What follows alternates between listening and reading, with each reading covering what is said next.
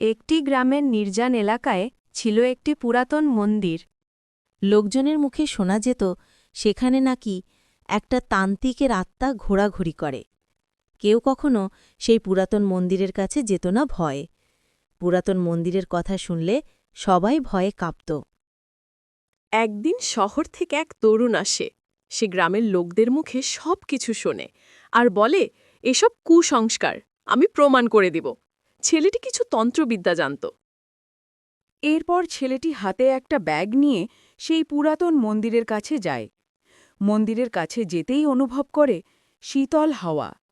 সেখানে ছেলেটি কাউকে দেখতে পায় না, কিন্তু তান্ত্রিকের আত্মা ছেলেটির মাথার উপর দাঁড়িয়েছিল।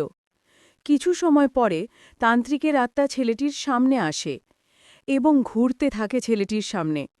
এরপর কি হয়েছিল তা কেউ কখনো জানতে পারেনি। ছেলেটি কি বেঁচে আছে, নাকি তান্ত্রিকের আত্মা গ্রাম ছেড়ে চলে গেছে?